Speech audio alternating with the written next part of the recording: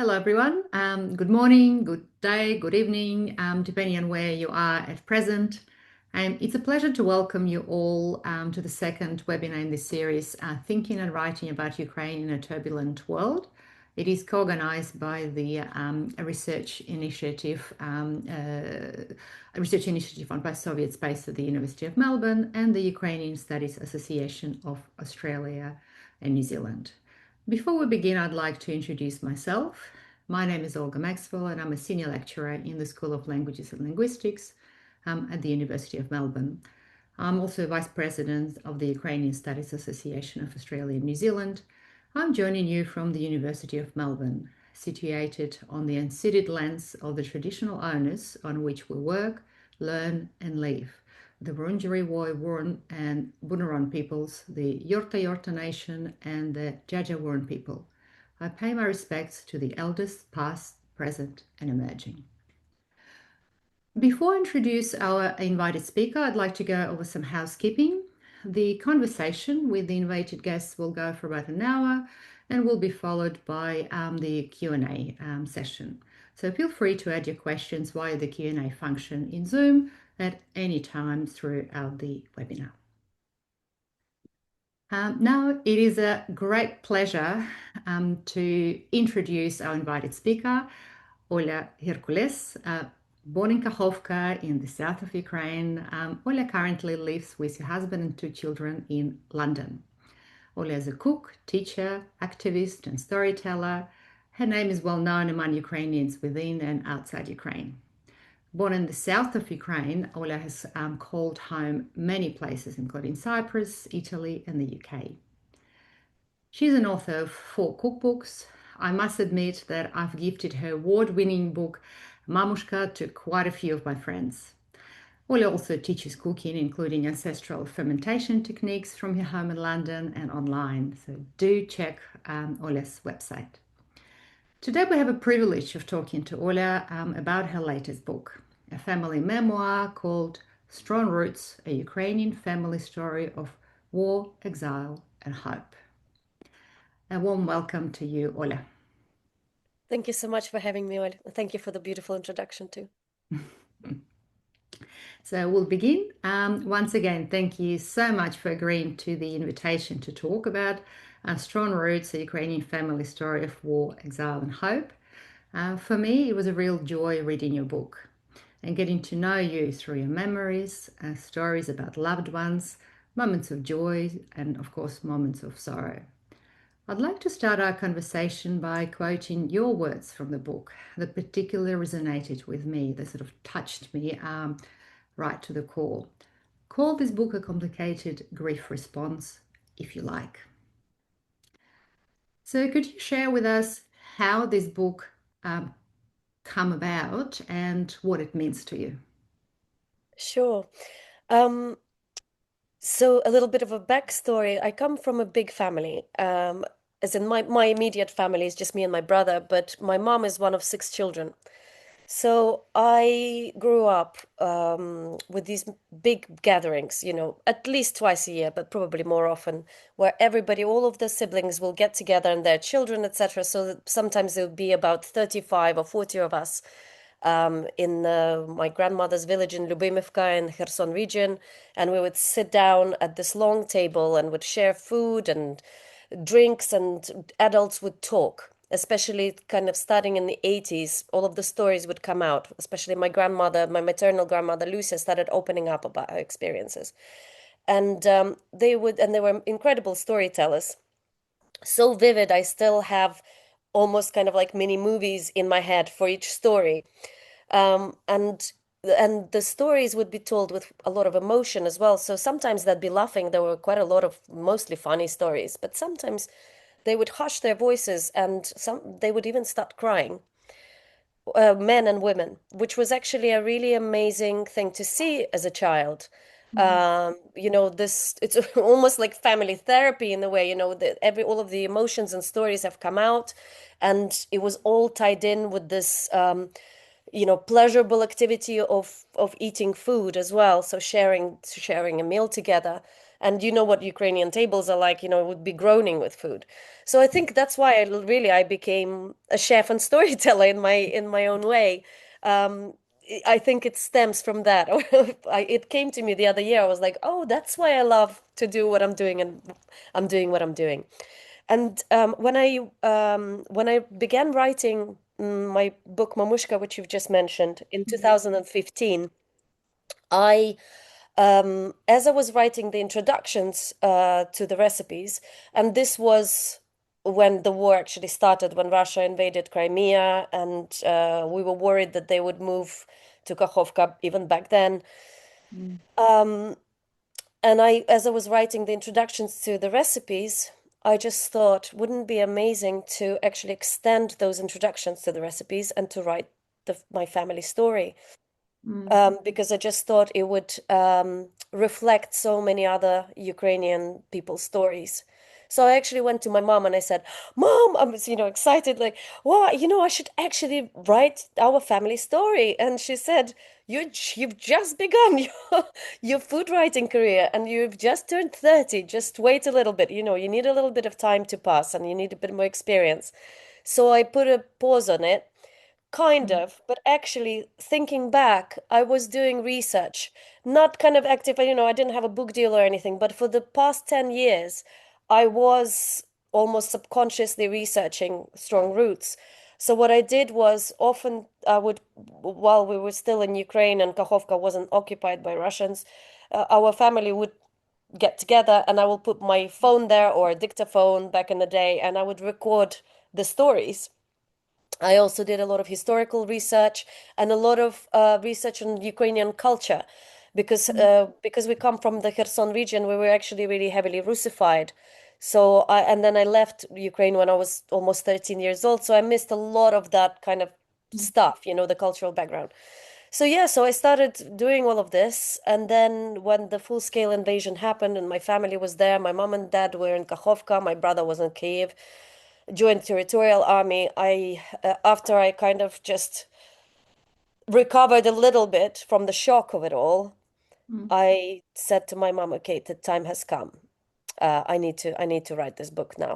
And I was 40 already. I said, "Look, the Mm. 10 years has passed, and also this we need to tell our story and all Ukrainian story."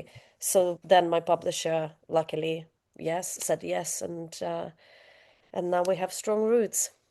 Mm. Mm. It's interesting you've chosen this expression, strong roots, and you do talk a little bit about this in the book, but just in case not many have, read the full book. So would you like share with us what what does this expression mean, and what are you trying to say with this? Sure. To be honest with you, it was a working title. I needed a working title for the book, and that's the first thing that came into my mind. And I thought that I was like, I don't know if this is like the best name for the book. But my publisher, once the book was written, they said, no, it's the perfect name for your book. And I said, oh, okay. I was a bit surprised, and we just kept it. But I think for me, there's a little story in the book telling my first experience at a therapist's office. So I was a single mom. At the time that I was writing Mamushka, I was a single mother, and obviously the war started in Ukraine, so I felt really low, really depressed. And I saved some money up, and I went to see a well-esteemed psychiatrist or therapist here in London. And we sat down and she was asking me all of these different questions like, do you smoke? Do you drink? Just where are you from? Blah, blah, blah. And then she asked me, do you have a religion? Are you religious? Is there a religion, if at all? And I kind of just blurted out my family. And she must have thought, oh my God, this sounds weird and cultish, but I was too shy. I just couldn't, there was no time to explain what I mean.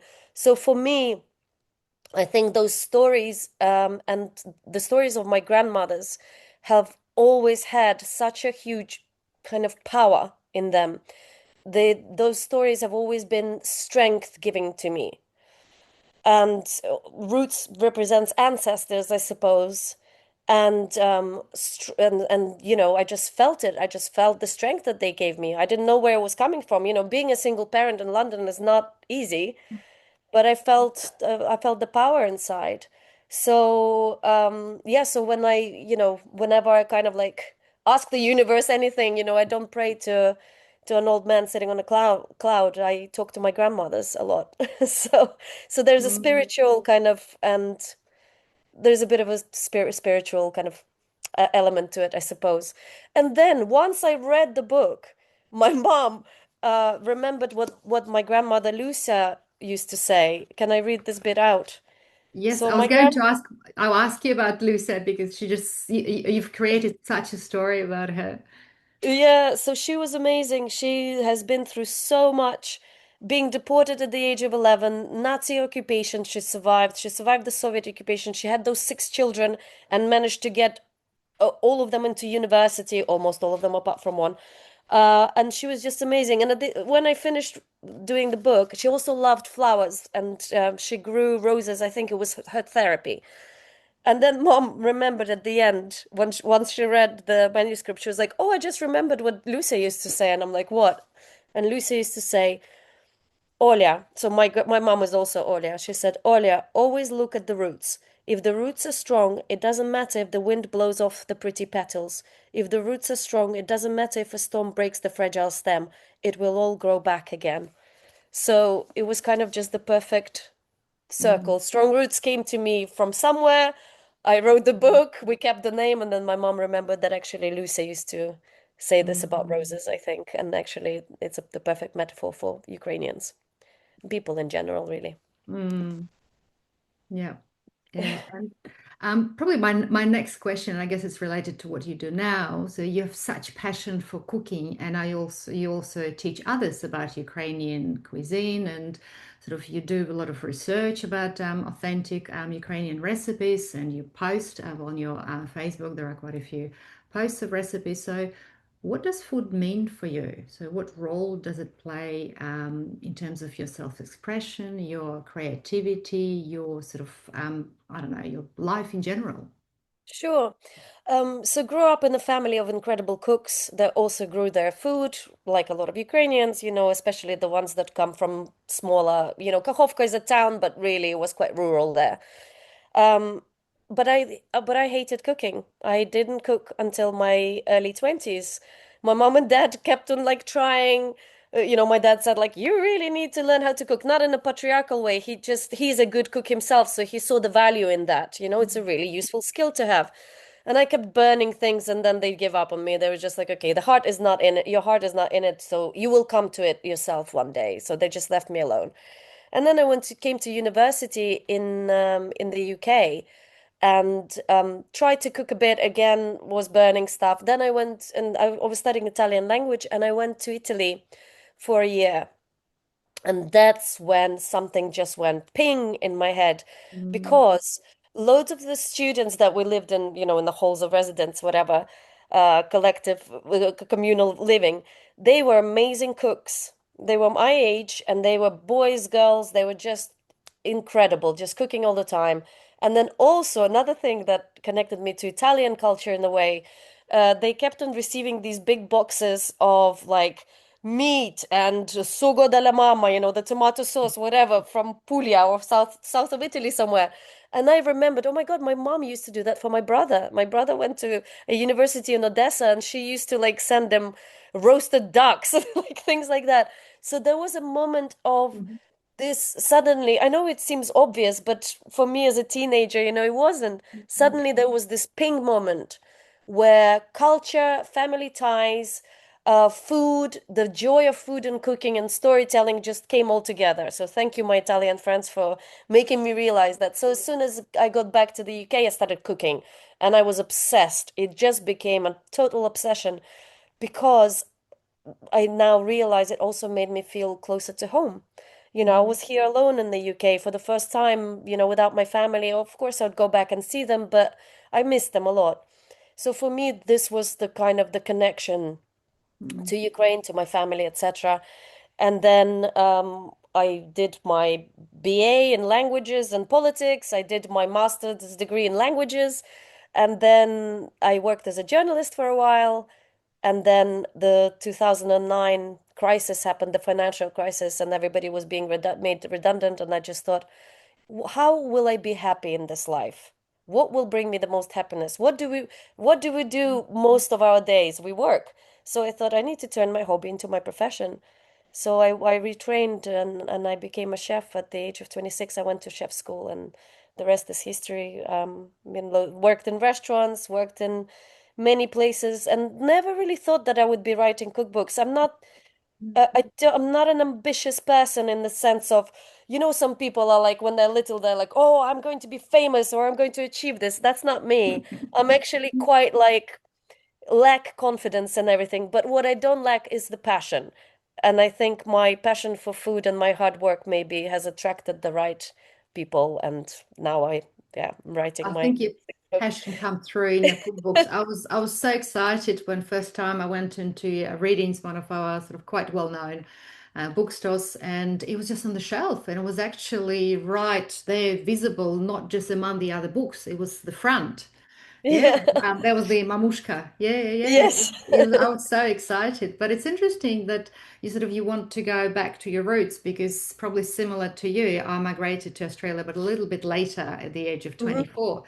And my grandmother was an exceptional cook and baker. And in our family, sort of my mother and her sister, they kind of we always say we skip the generation. They do this, but me and my cousin we learned to cook and especially baking. So I've got all these Oh, scanned amazing. copies from my grandmother's book of all the cakes and recipes that I That's use. It's incredible. very special. Yeah. Which part of Ukraine are you guys from or your family? Dnipro. From So Dnipro. not Oh, I too have far. Yeah. yeah, yeah, yeah. Yeah, No, I yeah, have quite a lot of family that lived there, yeah, before yeah. the war. Yeah, Yeah, been yeah. there a So few times. yeah. And I guess it now brings me to sort of quite an obvious question because everyone talks about borscht, Ukrainian cuisine, and your very first chapter in the book it opens with borscht in Italy. Out of all the places, maybe could you tell us more about it and maybe even read a little bit. Yeah, I can give you a little bit of context first, and then I will read a little bit from the book if people are interested. So my mom and dad were in Kakhovka when the full-scale invasion happened. So they've witnessed the explosions and the tanks, Russian Mm, tanks rolling into their hometown, my hometown. Um, Ukraine is, sorry, Kakhovka is very close to Crimea. It's 70 kilometers away. So, yeah, the Russians just strolled in. So we thought it was going to happen in 2014, but they waited a bit. Um, and they stayed there and they weren't going to leave, even with the Russians there. They just said, who are these people and why should we abandon our home? My mom said she will fight them with a frying pan. I don't know. They were, everybody was in a state of shock. So they went out and started protesting in town with the other people from our town. And the Russians let it happen for about a week, and then they started shooting and into the air, but it was intimidating enough to disperse the crowds and everything.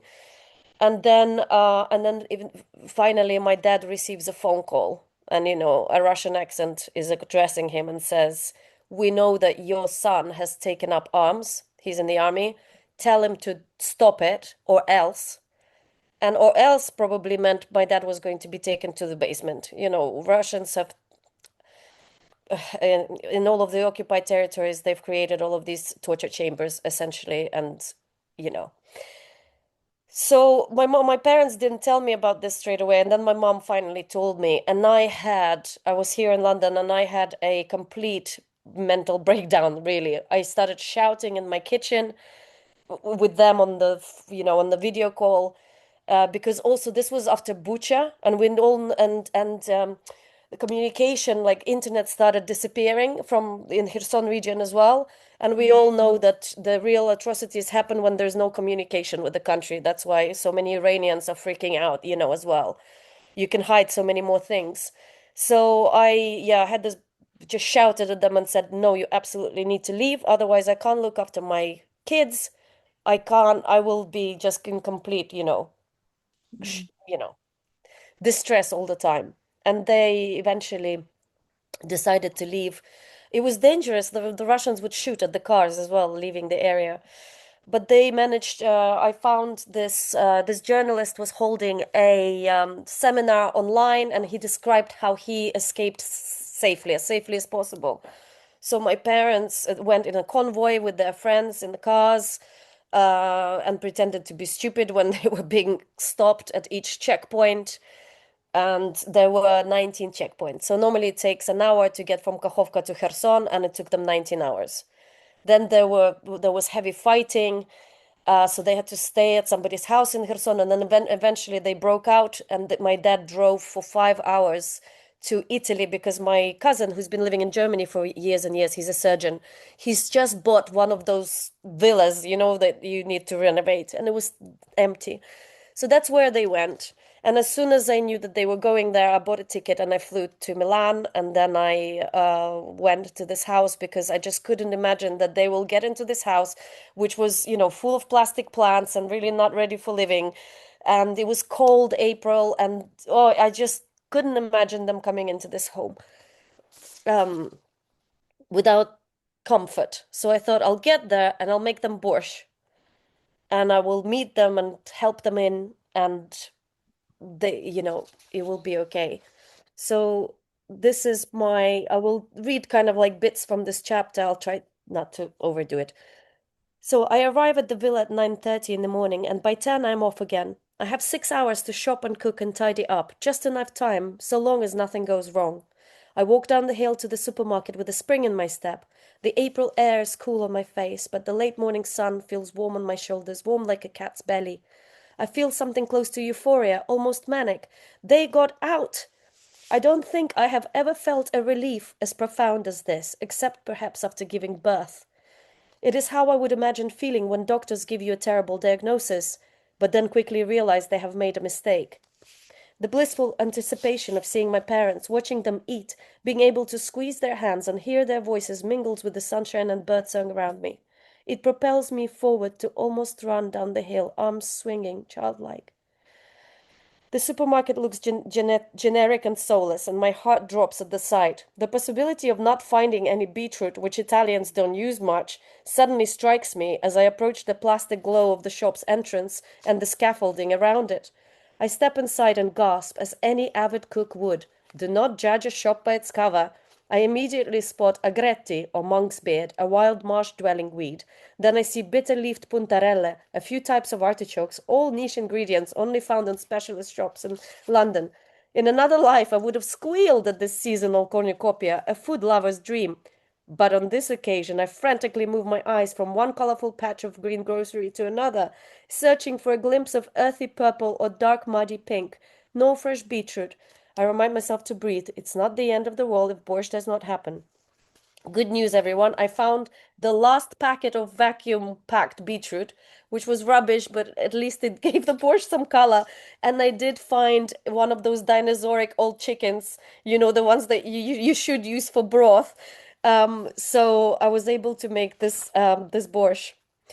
And I'm cooking for the first time in 2 months. So when the invasion started, I couldn't cook. I couldn't even eat. I was literally just drinking broth that my friend would send me in the post.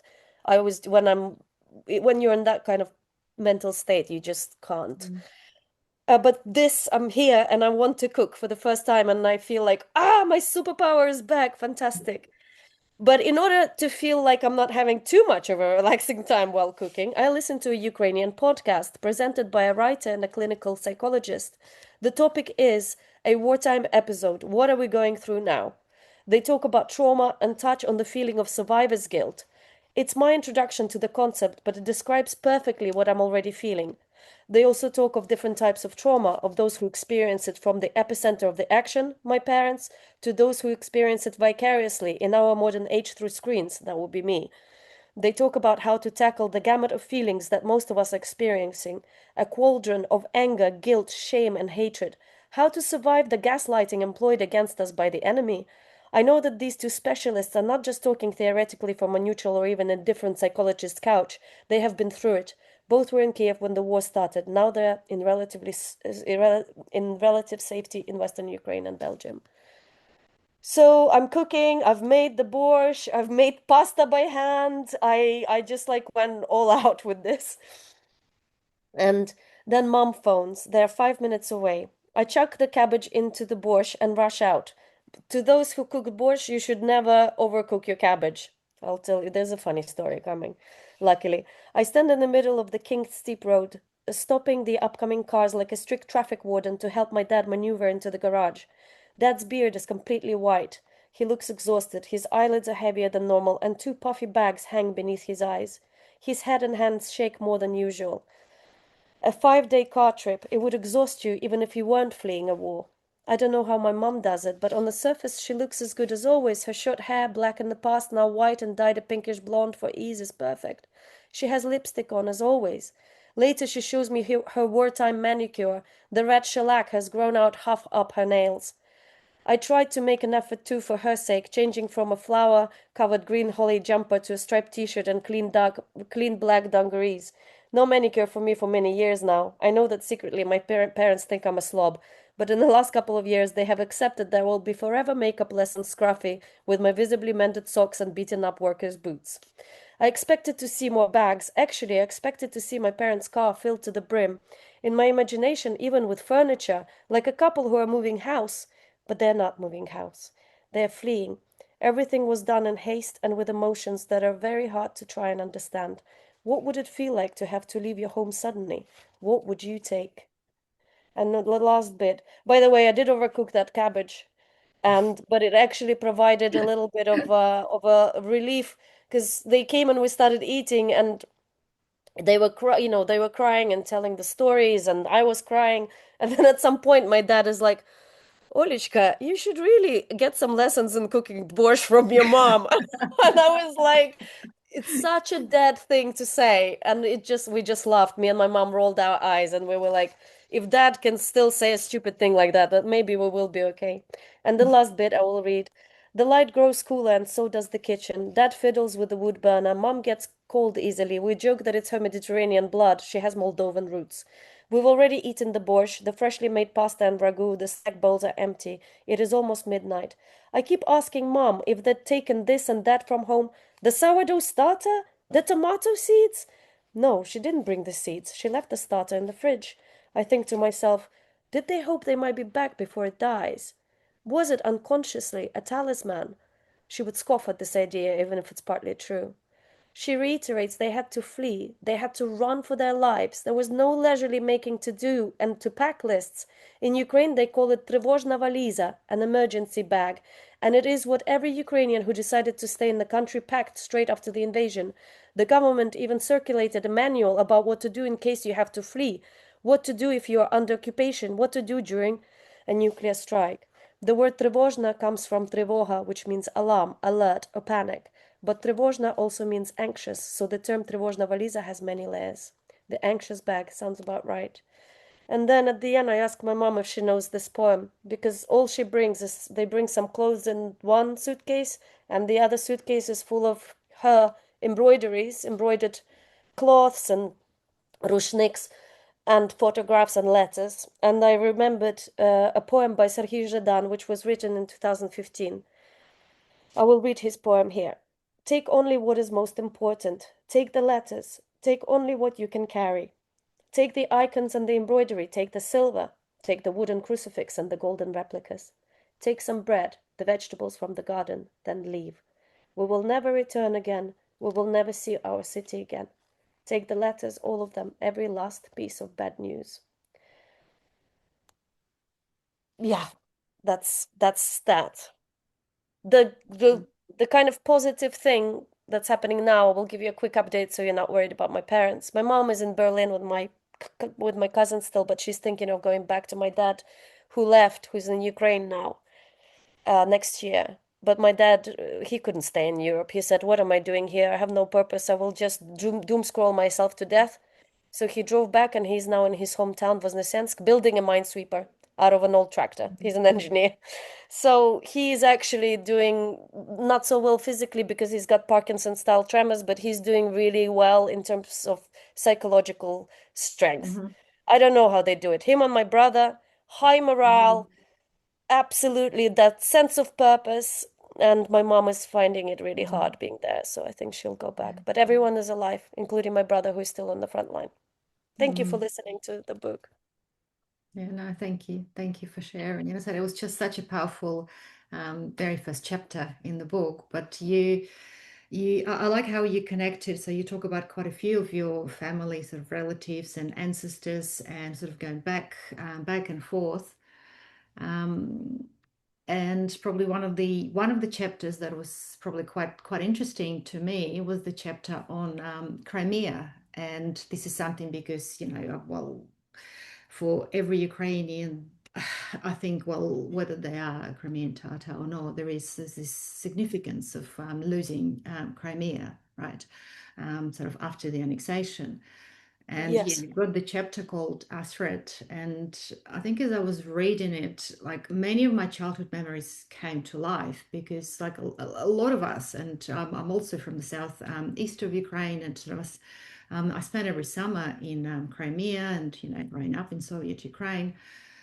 And I was really interested how you sort of talk about Crimea with sort of these being an integral part of Ukraine, but also about the loss and how this is just the loss of sort of part of identity for Ukrainians as well. And you talk about language, and particularly when you actually reflect on the Russian name for the mountain, Medvedь Gora, as opposed to its name in the Crimean Tatar language, right?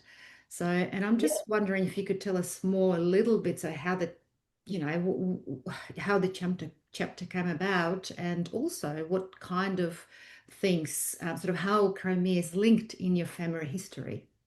sure. Yeah, as I mentioned before, 70 kilometers away from us is the northern border of Crimea. So it would take us an hour and a half to get to one of the resorts, Alushta, whatever. So we went every year.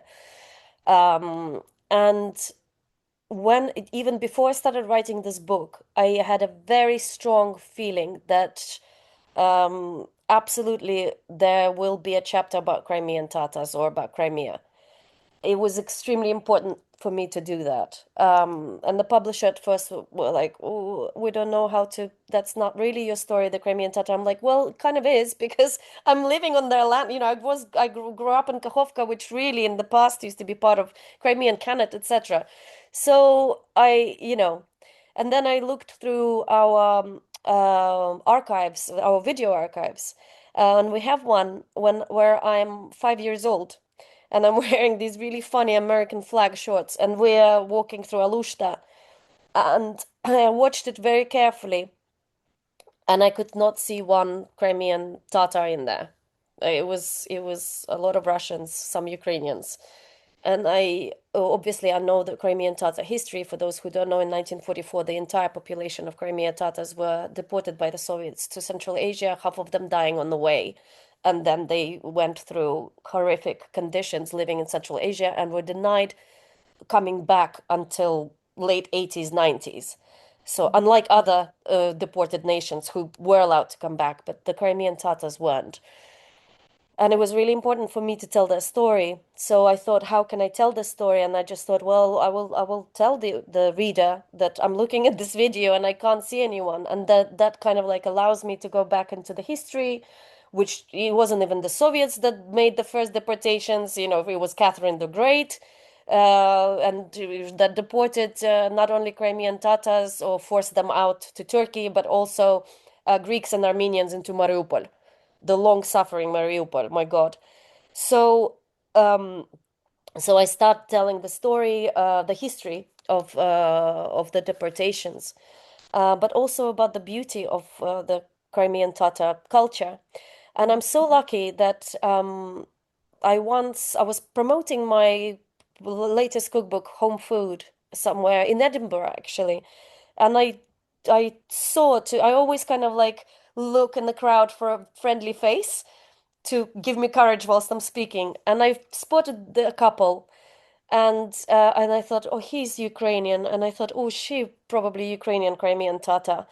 And I was like, oh, I really hope that they come to me at the end of this to ask some questions or whatever, and they did. And I Mm, immediately asked them, I said, guys, are you Ukrainian? And Sylvia said I'm half Ukrainian, half Turkmen, because her mom was born in Turkmenistan, and her partner was Ukrainian, and we just kept in touch, became friends. And then when I Mm, was writing the book, I interviewed Sylvia's family, and I mm, tell their story there too, because otherwise history just is dry and mm, doesn't, make you feel as much as if it's real people. So yeah, so there's a whole chapter called Azret, and Azret is the Crimean Tata Kirimli word for kind of like the Portuguese saudade, I think. It's that longing, that feeling that you're longing for something that you've lost and that you might not come back to. That kind of, mm, yeah, jurba maybe in Ukrainian or mhm, something mhm, like that. I don't know. Yeah. mm, Yeah, so it was really important to me, and I'm so glad that that chapter is in and that you enjoyed it and think that it was important to include it. mm. Yeah, yeah, and also kind of probably links to the next question, like yeah, with the use of language and the use of sort of Russian names for a lot of things and this sort of appropriation and Sure. yeah, because yeah, in the chapter "The Language of the Nightingales," you touch on the topic of sort of colonization and intergenerational trauma in Ukraine and Russification, right? So, and this brings forward the topic of the politics of language in Ukraine. And when I think it probably, well, many in the audience, especially Ukrainians, would know that outside Ukraine, there is quite a lot of, well, especially at the start of the full-scale invasion, there was a misunderstanding of linguistic landscape of Ukraine, multilingualism. But I guess the question that I'd like to ask, because like we are now sort of looking at this from a completely different prism and as a better understanding of this long-term colonial past and the sort of the impact of that past, sort of what roles do languages play in your family history and how sort of, what kind of effects they have? Oh, of course, this is an amazing question. So, my grandparents on my mom's side spoke Ukrainian, Surjik-ish, but a lot of Ukrainian in it, like more than normal Surjik, I would say. And they were both from Bessarabia, so kind of like Mykolaiv region going into Odessa region. And my grandmother had Moldovan roots as well, so she also knew Romanian. Um, and on my dad's side, I actually have a Siberian grandma, but who lived in Ukraine her whole life, and a Ukrainian grandfather. However, my parents, growing up in the 60s and 70s in the south of Ukraine, spoke Russian because that was the perspektivny язык, the language with the perspective, not the peasant, Mm, funny Ukrainian language that if you spoke it, there was like a very horrific discrimination, If you spoke Ukrainian at school, you would be called seluk or seluchka, another attack, it means peasant. And so Ukrainian language was always connected to this folksy, villager kind of village idiot vibe, which is horrific because it's a really beautiful language, which, as you've mentioned, we call Solovyina mova, so language of the nightingales, because it's so beautiful. And so actually, even to me growing up, honestly, like as a kid in this Russified part of Ukraine, even to me, it sounded like a funny language. Um, I understood it. I spoke it sometimes, but I remember now if I did speak it, it was to make some kind of a joke, especially about mm, Ukrainians, a derogatory joke. And it felt so painful when I realized that, especially after this full-scale invasion. And I just thought, what am I doing speaking? I don't really speak Russian. I speak English most of the time, but what am I doing not speaking Ukrainian? So together with my entire family, my mom, dad, everyone, we just decided that we were going to switch. No more excuses. I don't blame those that don't. Everyone is at a different stage of their trauma, and, people can speak whatever the hell they want. But for me, it was an act of resistance, and it was an act of, it just gave me so much strength. That whole even process of learning how to speak. Again, as I say, I understood everything my whole life, but when I spoke, Russian words would come out. So I started listening to podcasts. I started reading all of the Lesia Ukrainka and Mike Johansson and whatever, books that I could find in Ukrainian. And within a year, I was fluent. And suddenly I just thought, not only I started speaking, I also had my first thought in my head. Mhm. And that was after I read Lesia Українka's Бояриня. And actually, the thought wasn't super profound. It was, як це може бути? How can this be? That was my first thought. So Mm. language for us has always been important because also one of my aunties, my mom's sister, who was my primary teacher, she was also an activist. So she spoke, we all spoke Russian, but she Mm. fought she was like part of the committee in the, local municipality, whatever. She fought for Ukrainian to be introduced in schools in a Mm. more kind of powerful way because until 2018 Ukrainian was still kind of, you learned it as a foreign language, right? What the hell?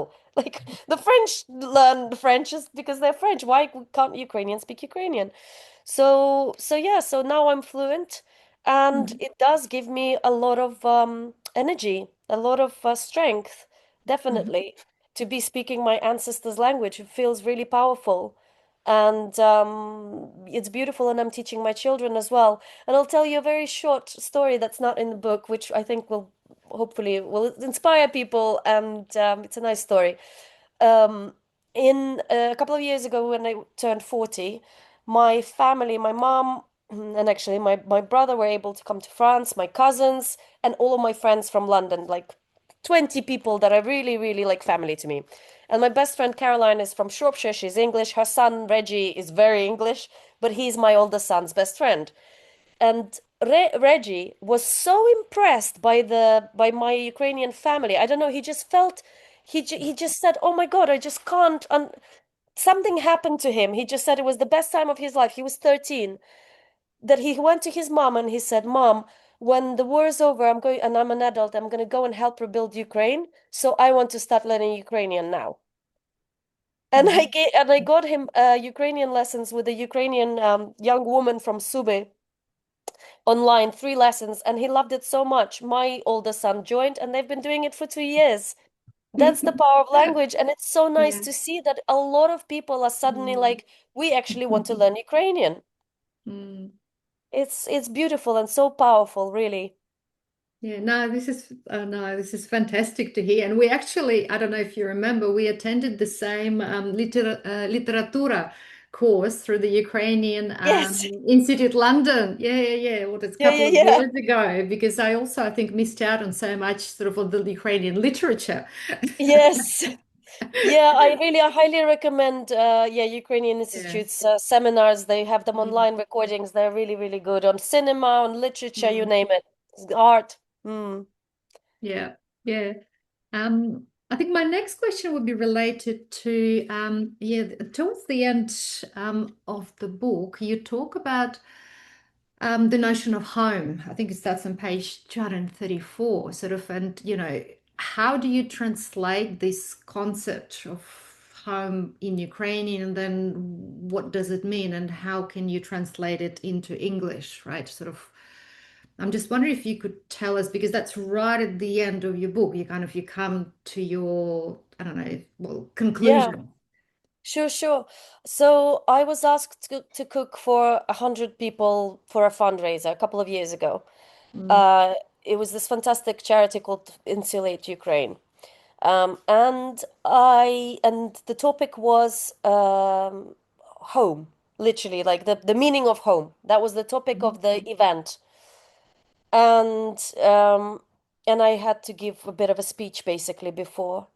And when I started writing it, I thought about the notion of home, and I just thought, actually, we don't have the word for home in Ukrainian in the same sense. Home is quite an abstract word.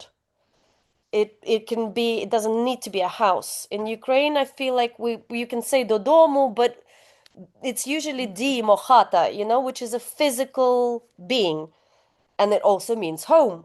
And I immediately went to my friend Caroline and I just said, what are your thoughts? Why do you think Ukrainians don't have a word for home in the same sense? And her answer was one, and then my Ukrainian family's answer was a different one. So she said, it's because you people are born with this feeling of your home, your family is in your DNA, in your food, in everything. You don't need an abstract word for it. You are like you just epitomize home or something like that. And I thought, oh, that's a really beautiful way to look at it. But then I went to Ukrainian person. I went to my cousin Ira, and I asked her the same question. And hers was a little bit darker, obviously, because we come from a different place. And she said, Ola, the amount of times that Ukrainians have been dispossessed and moved, deported, or else, as soon as you have that physical structure, that wherever you are, you turn it into a home and you make it your home, and you value it so much. And I come from a family that has been deported numerous times, and again now in 2022, forced out of Kakhovka. So I liked her answer as well. It's definitely also makes sense because when my brother, for example, joined the army in Kiev, the army gave him a small flat in Kiev just before he went into battle. And the first thing that he did was he went into a garden center and he bought some geraniums and he put them on the balcony. He turned it into a home. It was like he was going to stay there for 2, 3 months, he was thinking, but he made it a home straight away. Mm. So I think that's kind of two different ways of looking at it, and I think both of them have make a really good point. But yeah, definitely, I think Ukrainians are real. There's such connection to home and to land as well, and it's such an important thing to us. And even the soil, the Ukrainian soil, is extremely important. And even though, recently I've been saying, well, if we don't go back to Kakhovka, that's my way of dealing with that trauma because it's occupied still and it's a ghost town and it's just really sad. And I th keep thinking like, okay, if we don't go back, maybe I can get my parents a house somewhere close to in Bessarabia or something, close to the Moldovan border, and we can make a different life there. So that's my way of comforting myself. And then when I start thinking, I'm thinking, gosh, but my grandparents' graves are in Kakhovka. Mm. Our 30-year-old orchard is in Kakhovka. And it's really, really difficult to carry the abstract home with me. I really wanted the physical one. Mm. Yeah, and I think that's probably yeah, for many Ukrainians is the case at the moment. Everyone wants to go home, right? Like my mom Yeah. can't wait. She's, Mm. Berlin. Remember in the 90s when everybody wanted to go Zahranica and it was this thing, or everybody, loads of people wanted to live in the Western world and everything. And now Ukraine is just has Mm. become, and Ukrainians have made it such a beautiful place. And I would like to think, Mm. some people say, oh, but you left Ukraine when you were 12. I was like, well, I did, but my parents and my brother remained, and they actually Mm. were part of making it a better place. And I know that we'll Mm. go back. I'm holding quite a lot of hope. And I really Mm. loved an expression somebody said recently. They said, hope is a word with sleeves rolled up. I really love that. And that's my type of hope, an active hope. Mm. I don't just sit on the sofa and hope the world will change. Do Mm. something in the smallest way that you can. Mm. Mm. That was actually my final question because yeah, in your title you do talk about hope, sort of the last word there, and I think you've just answered it. Yeah, sort of So I how felt it. hope. Another quote that I think it was John Steinbeck actually, and he said that hope is humanity's anchor. Mm. Once we lose it, then what's the point of continuing to live, really? I mean, that's the last thing that remains. And I think, but it's easy to lose it. Whenever there's a, missile and you're looking at the news and you're seeing these children or whatever being kidnapped and you just think, oh my God, there is no hope and it's pure horror. So hope you actually need to water it and to and Mm. to let it grow those strong roots and be that anchor. Mm. So that's another kind of metaphor that goes with the strong roots. Hope can also be a part of our strong roots, and we need to nurture it, and we need to, lelea it. And how do we do it? We take care of ourselves. We need to take care of ourselves. sometimes. Obviously, do what you're doing, but we always have to leave that little bit of space where you can connect to beauty, you can read a book, or you can paint something, or you can go for a walk in nature, recover, and then into battle again, if you can, especially for all of us in the diaspora, I think. Mm. Vicarious trauma is not a joke. It also affects us all, knowing that our family are there in danger constantly. So I think, yeah, hope is something that we need to take care of and to try and inspire in other people too. Mm. And I think through your work, you do so much and so many different things, and you're quite active. But what actually was striking for me when I was in contact with Maria, your assistant, when she sent me your photos to choose from and sort of to publicize the event, and there were a few photos of you in your own garden, and it was just amazing because I thought, oh, this is you at home and, growing something, and maybe that's what gives you hope, right? And you got Well, like it was amazing. I don't know if listen, my kitchen looks like a Ukrainian museum with all the vishvat, with all of the rushniki, sorry. And then my garden, it's a small space, you being in London and everything. It's not lavish like we Mm, had in Ukraine. But as soon as we moved in here in 2018, me and my husband went outside. We looked at the lawn outside, and I looked at him. He looked at me, and he's English, but he didn't even have to. He just looked at me. And he said, "Let's rip. You want to rip out the lawn and put the vegetables in?" I'm like, "Of course." So that's what we did. I was pregnant, I remember, with Wilfred, and we were getting rid of this the lawn and mm, putting all of these seeds in, and yeah, and I'm still growing, and it is giving me so much strength. It's really, mm, yeah, it's therapy for me. Cooking, growing, painting, telling our stories as well. Sometimes it can be hard, but it's also can be very therapeutic. Like our talk today just makes me feel really good and really strong, and yeah, ready to keep going. No, thank you so much for sharing so much. No, it was amazing to, I don't know, as soon as I started reading the book, I think there were a lot of memories that also kind of came to me growing up in Ukraine. Yeah, yeah, yeah. And I say that the book is a. I was hoping that the book might be a palimpsest for all of the Ukrainians, because obviously it's a unique story in as much yeah. as every family is unique. But it's dedicated to. It says for my big family, ancestors, Ukraine, and her people, because our Mhm. story is everyone's story, I believe. Yeah. Thank you. Thank you so much. Thank you. Thank you. I think we'll probably finish on this note. I think that was kind of feels like a good ending. Thank you. And we'll open up to questions. Sure. Right. So I'm just going to see. Let me see if I can. I don't know if I see Q&A. Let me. Oh, yes, I do. Okay. So I'd like to invite everyone to post questions in Q&A, or if you'd like, you can raise a hand and you could ask a question. So we could unmute you. We'll give everyone a bit of time. Okay.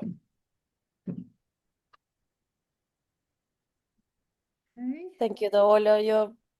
Your questions were brilliant, and I really enjoyed it. Sorry, was somebody going to speak? Let me see if someone's speaking. Sorry, I can't see. Look. Uh-huh. Okay, I can't see questions as yet. Bear with me. If not, I still have a few questions. Bear with me. We Sorry. covered a lot, though. We really went deep there. So Mhm. don't be shy, please. You can ask me whilst I'm here.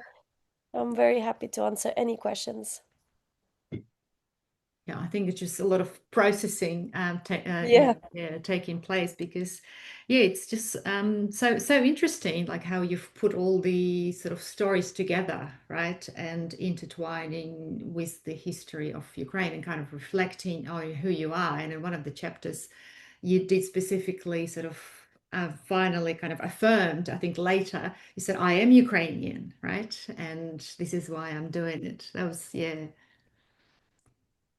I mean, I never really had a doubt. I Mm, always, my whole life, I'd always identified as a Ukrainian, but I think it was when I left Ukraine and we went to live in Cyprus, and we I was given at the English grammar school that I was Mm-hmm. entering. They gave me some kind of a questionnaire, and it said, "What's your first language?" And I immediately went to put Ukrainian, and then I went, but that would be a lie because, and then there was, as a teenager, there was a real confusion in my head, and I did say the truth and I put Russian in, but then I came home and I grilled my mom and I just said, Mom, Mama, why we say we're Ukrainian, right? And she said, of course we're Ukrainian. I said, why do we speak Russian then? Why couldn't I put Ukrainian as my first language? And at that time, she kind of just like kind of waved it off and just said like, well, because that's just the way it is, something, something. She didn't give me a proper answer back then. But I kept thinking it throughout my life, and it really hurt me. I remember feeling really hurt if somebody, whether it was Cyprus or England or anywhere else that I went to, I'd say I'm Ukrainian and they'd say like, oh, so you're Russian. And I'd be like, no, they're very different identities. And they'll be like, but you speak Russian. And I'd be like, yes, but blah, blah, blah, blah, blah, blah. Blah. And it's so important that now I'm so glad that all of those narratives that Russia, from the times of the Russian Empire has instilled in people in the West, that we're starting to break all of that down. And I still think that if you speak, you can identify as Ukrainian if you speak Russian. I really don't have a problem with that at all. My grandmother, as I said, one of them was from Siberia. She used some Ukrainian words, but really she spoke Russian. She never really learned Ukrainian. She lived in Voznesensk, but she was an amazing human, and she loved us. And she's probably turning in her grave right now. She always said the main thing is that there is no war. And we always looked at her and just said, like, well, why does she say this all the time? Like it's just not even possible. How is there gonna be war here? And but she saw something, Yeah. she knew something. Yeah, Mm. Yeah. Yeah. I think Irina would like to ask a question. sure. Yeah, yeah. Well, thank you. I think it's really connected to what you're just talking about like language identity and how you got, this understanding about like also your place and family connection to history of the country. And related to that, like it's one of the chapters, which is titled "A Lesson About Freedom."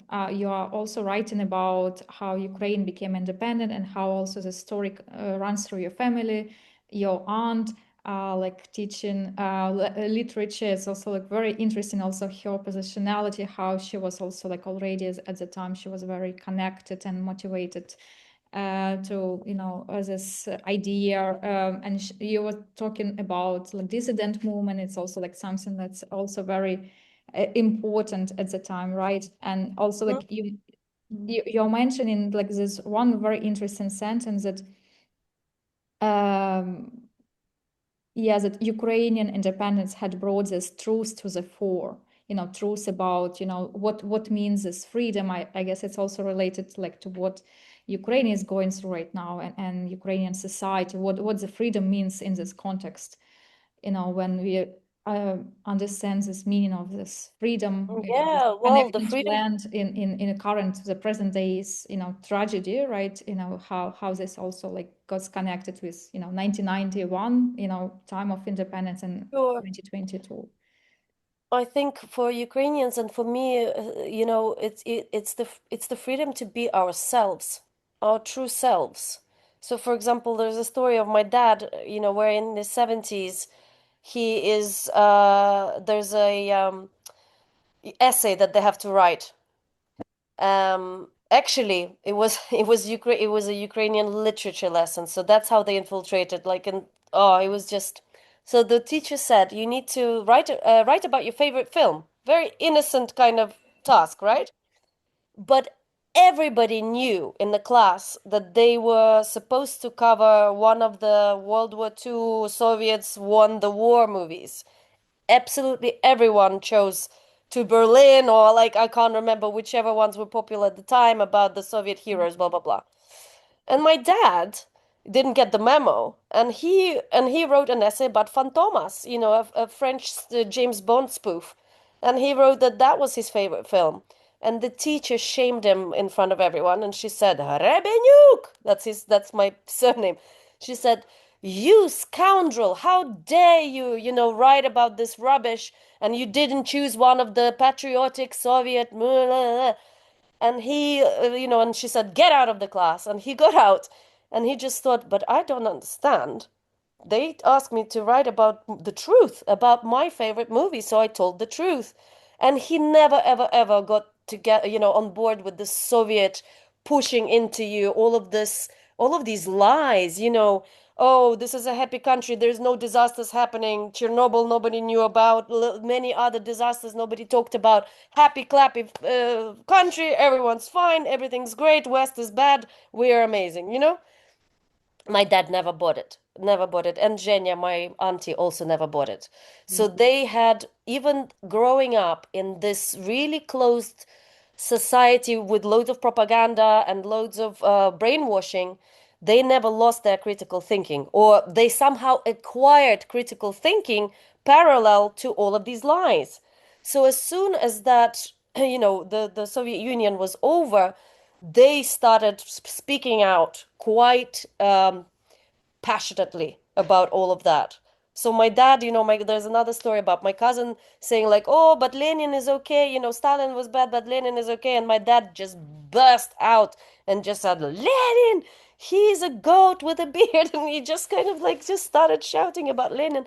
And that was us. That was my family. I'm so lucky that I grew up into that. None of them were communists. None of them were they never went under this brainwashing thing.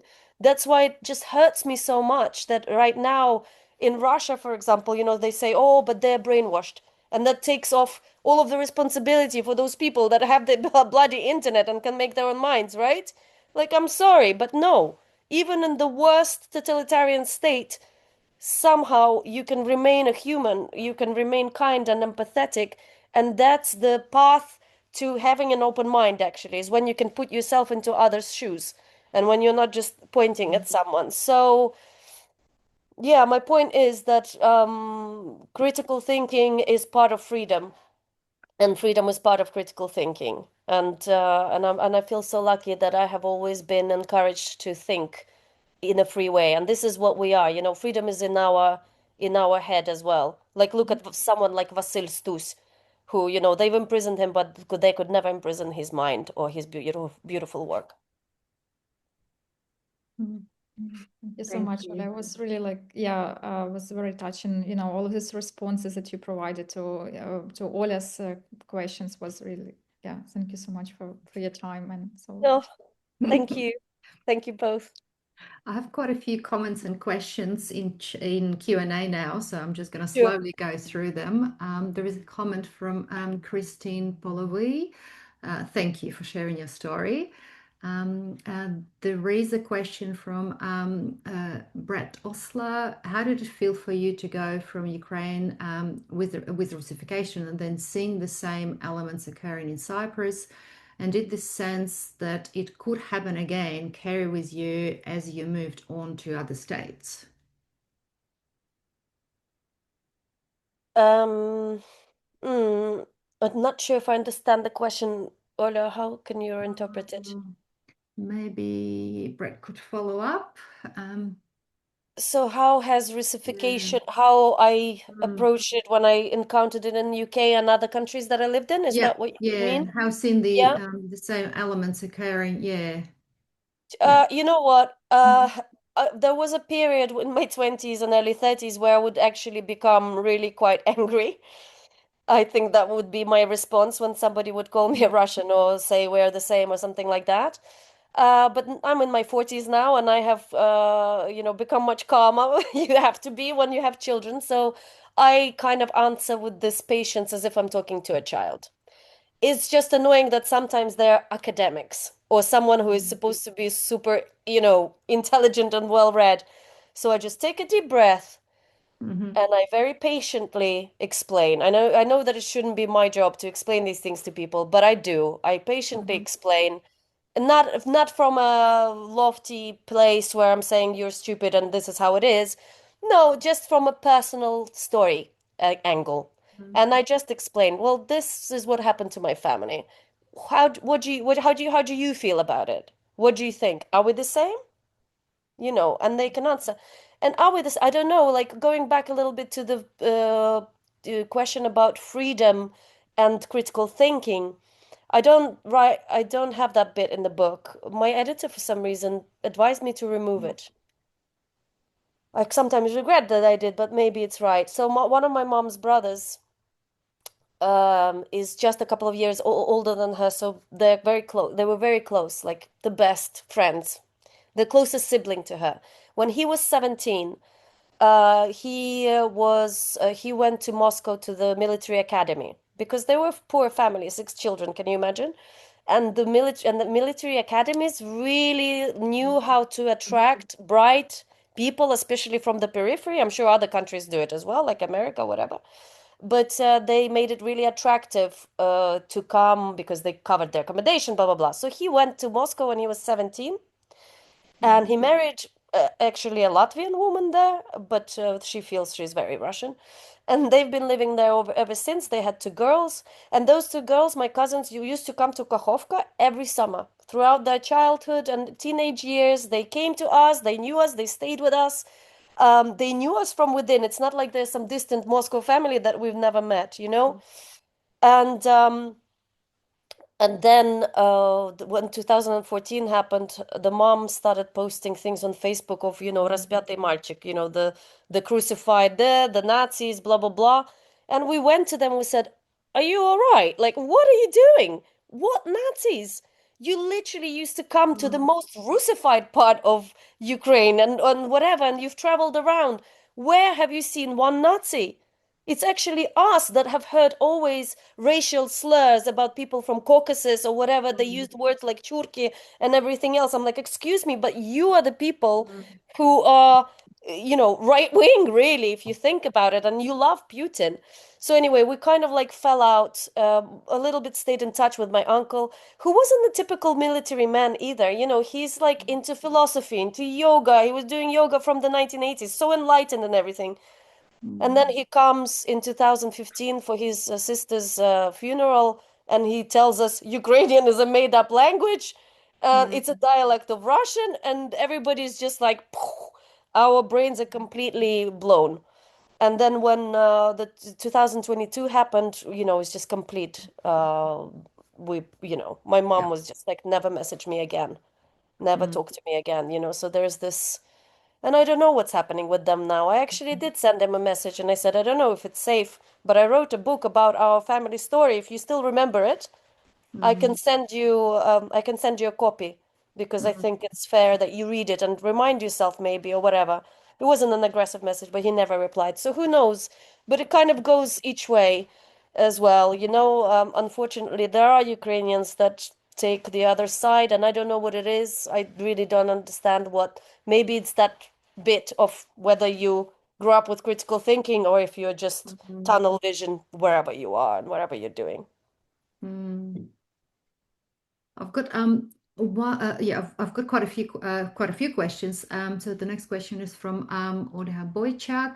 Thank you so much for a wonderful talk, Olia. I was wondering about your attitudes towards fusion Ukrainian cuisine.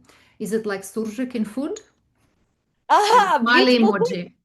Yeah, I really love this question. I don't think so. I think it's actually I think it's important to move forward. If we get stuck in the what people call the authentic Ukrainian cuisine from 200 years ago, I'm sorry, but we're just gonna be stuck there. Any cuisine. And what's authentic? Something that's authentic to you is not authentic to me. I'm very open-minded about these kind of things.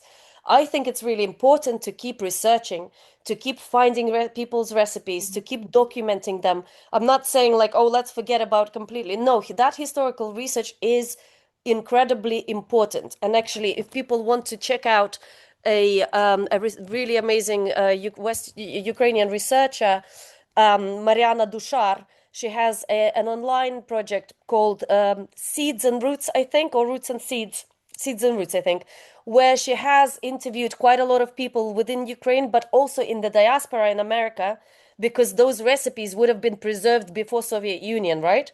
And she Mhm. does really incredible, the best work that there is in, in the space, in the food space. But for me personally, because I am not I'm Ukrainian. I feel I identify with Ukrainian. My husband is English. My oldest son is half Thai. I am really multicultural. My dad was born in Uzbekistan, and his Ukrainian family married into an Armenian family. So I've got so many things, and it would be really devastating not to use all of the things that are naturally in my life. So I don't like maybe the idea of fusion where it doesn't have, where it's just like somebody's just trying to invent something that just for the sake of it. But I think if something feels natural to you and you want to add a little bit, of ginger to your borscht, like my dad did for my oldest son, it's so cute. He was like, "Oh, but his grandma, his Thai grandma is making him all of this like spicy food. Maybe if I add a little bit of ginger to borscht, it will be quite nice, you know?" And it was nice actually. It didn't make it taste Asian. It was just really, really delicious. So I am quite open-minded about the borderlands of my food, the country of my food, Mhm. my food Mhm. space in a way. But each to their own, If somebody thinks it's surjik, then they can stick to their grandmother's recipes, and that's also beautiful. Thank you. And I think, yeah, this is a related question from Helena Piskorska. In times of war, preserving culture can feel almost like an act of resistance. Do you see cooking, sharing recipes, and telling family stories as part of defending Ukrainian identity today? Which Ukrainian dish or culinary tradition would you would most like to pass or to future generations of Ukrainians around the world, and why that one in particular? Sure, amazing question. Thank you. So I teach from my home something that's quite trendy in the West, but obviously it's part of our just knowledge from our grandmothers and grandfathers. My grandfather used to ferment whole watermelons in the bathtub outside in the garden. Um, so that comes naturally to me. So I teach people fermentation techniques, which I really call kvashenya because it's a much nicer word than the sterile fermentatia. So I teach from my home and also online through my Patreon community. And and it's not just Ukrainians, it's people that come from all over the world. So to my last classes, I even had a couple of people flying in from France and Netherlands to come and learn.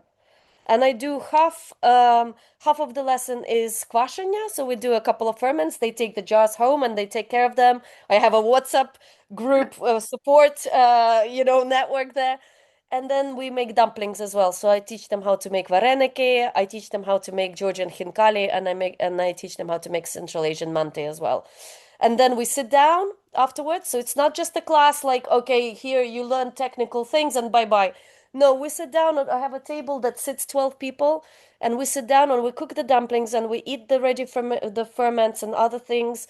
Sometimes I also teach things like borscht, of course, and rye bread, and we sit down and we talk and we do a simulation of what my family used to do, and we tell stories, and people come from all walks of life, all kind of nationalities, British, Gujarati people, French, whatever, Europeans, just Latvian, Lithuanian, Polish, Ukrainian, you name it, really United Nations, all the time around my table, and we share stories and we eat. And to date, I believe that I have taught over 2,500 people. So that's not a bad, beginning. And then if Yeah. they, and I always encourage them to then teach these skills to their family and friends and to keep going with it. And they do. And imagine if 2005, and then if they start doing that, Ukrainian cuisine can spread. And it's not just a niche cuisine that nobody cares about. We already there are loads of amazing modern Ukrainian restaurants opening in London, and that's what's attracting people to come as well. Like there are a couple of really amazing, very babusa style, traditional ones, and actually I love those because I just miss my babusa's cooking. But for the Western audience, you want it a little bit with a little bit of a modern twist. And that's what attracts people. And then they're like, oh, Ukrainian food is moving forward. Or like, oh, Ukrainian food is really cool. Fermented tomatoes and rye bread and salo, and lardo is one of the Mhm. things that I'm cooking tomorrow. I'm serving tomorrow to this big dinner that I'm making. And I'm making borscht as well. But I Mhm. am adding a little bit of shiokoji to it. So, a little bit of a Japanese thing and a little bit of seaweed. So I think it's good to have very little elements where you're making it just move forward a little bit, the cuisine, Mhm. and to Mhm. spread the love with people and make them interested. Mhm. Mhm. Great. Natalia Orel is asking, Olia, thank you so much for sharing your stories, passion, and heart. You mentioned practicing art as part of keeping sane. Is it something that goes back to your roots and how you grew up, or you picked it up recently? So, I always painted and drew since I was 3 years old. I It turns out that I'm actually neurodivergent, and I was thinking back, oh my God, like the most autistic kid you can find. So always in my room on my own, either reading a book, really don't want to talk to anyone, or painting, drawing, listening to vinyls, to the same one over and over again. And then I wanted to do art in school, and then in university, I really wanted to become an artist. And then my parents, being from that generation, and they were like, no, do languages and business or politics or something, serious thing, don't do the art thing. So I never did, but I kept on like doing a little bit here and there. And actually, it was when I was writing Strong Roots and I was doing all of my cultural research, I really became interested in Petrikivka style of painting and also about painting the chatas, painting inside and outside of the huts, of the cottage, Ukrainian cottage, which especially had a really amazing period at end of the 19th century and beginning of the 20th century before the Soviets came in and ruined it all. And I learned so much about how the inside of Ukrainians' houses were painted before big religious holidays. But actually, I think that those kind of traditions must come from pagan times, really. And how those whirls of color and flowers would suck in the bad spirits. And it just really made sense to me psychologically, reframing it from spirits to, loads of people would come into your house during the holidays. Maybe some kind of a mother-in-law or neighbor who is like giving you an evil eye and giving you these bad vibes and energy.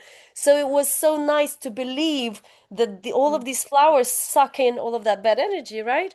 So, and then what also was amazing that the tradition was that afterwards you would paint it white again, with the lime and start again. So it'd be like a living gallery.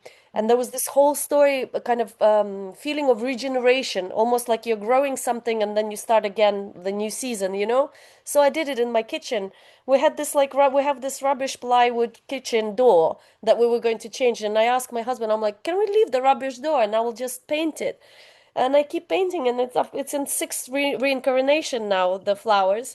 And I choose to believe that, whenever I listen to bad news on the thing, it sucks it in, and then I repaint it again. So the Mm. American cover, it has one of my little Ah, I didn't know watercolors from. Yeah, so that. yeah, so art is hugely important, and it's therapy to me. Hmm.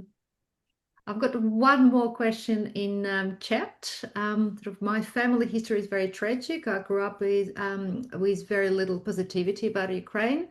What do you say to people with this kind of experience, living with intergenerational trauma and tragedy 2 generations on? So quite a Oh, heavy it's so question common. towards the end.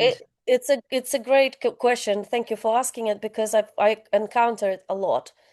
Within the diasporas, a lot was kept inside. So actually, a lot of stories didn't come out, and just that simmering trauma was visible about those people. And I think, unfortunately, it wasn't their fault, but unfortunately, that has kind of penetrated the younger generations. And yeah, and some of them don't feel good about Ukraine. They just think like, oh, it's something that I associate with pain, really, and no joy. I meet a lot of people in the north of England, loads of people in America who have told me that they find it really difficult. I recommend that maybe they read Strong Roots, and then maybe they're inspired to really ask some questions. If there are some older generations remaining, give them the book, let them read it, and just say, can you tell us? You don't have to tell me about all of the trauma. Why don't you tell me about something that you remember that was positive or something like that? Obviously, I'm not a psychologist, but I think that trying to tune in to Ukrainian, the beauty of it, the culture, the growing, the food, all of those soft bits which are so powerful, that soft power of Ukrainian culture can be so beautiful and healing. And it's, Mhm. life is life. There will always be, I always imagine Mhm. it visually, as two threads. One is dark, gloom and depression, and the other one is light and beauty. And it's our job to kind of just learn how to swerve from one to another, and that's how we keep strong and alive and, living. So I hope that was useful Mhm. advice. Yeah, there is a response from the same participant. This is so beautiful to hear. Olia, thank you for understanding. We'll read your book. Oh, thank you so much. Thank you, everyone. I must run, otherwise I will never cook for those 80 people tomorrow.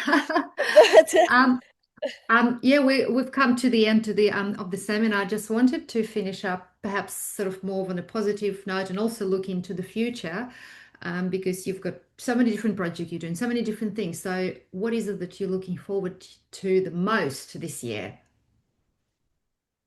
so actually, this is really, I didn't expect it, but this book, Strong Roots, was nominated for the James Beard Award in America, which is a really, really big Mm. deal. So I'm up against another two brilliant books nominated in the food memoir section. And I might be the first Ukrainian to be nominated Wow. in this category. I don't know. I think so. Hmm. So it feels really important, really touching, and already kind of a win even being nominated. But I'm flying to Chicago in June. The 13th of June is the award ceremony, so I'll find out, who is the winner. But I think I'm gonna be already a winner just being there. And also Chicago is the biggest diaspora of Ukrainians in America, so it feels Hmm. even more kind of significant. So yeah, the James Beard Award is professionally is what I'm looking forward to, and I'm looking forward to going to Italy, where hopefully my mom and dad will be reunited. It's their 50th wedding anniversary. They've been together since they were 18, married, and since they were 6, they met at school, Hmm. as you will read in the book. So I'm looking forward to seeing my brother as well. I think he will come and meet us, and Hmm. those two things are like the two dates that I just keep Yeah. holding in my head, and that's what gives me energy. And Mm. yeah, Well, we hope, well, fingers crossed for thank the you. Yeah, yeah, award. yeah. Yeah, yeah, yeah, yeah, absolutely. And Thank you. hope you have a great reunion with the family in Italy. And no, I think on behalf of everyone who've been with us online, I'd like to thank you for your time, for such frank conversation, and you've told us so much about your family, your memories, and I'm hoping everyone is going to read your book. Thank you. One more thing, Ol, would it be Yep, possible for you to send me the recording of this and I'll put it on my Instagram so everybody sure. there can also watch it? I'll tag you and everything. Absolutely, Okay. absolutely. Thank No, you. no, no. It's been absolute pleasure to talk to you. Thank you so much for asking me, and thank you everyone for joining. Thank you. Bye. Thank you. Bye Bye bye. bye.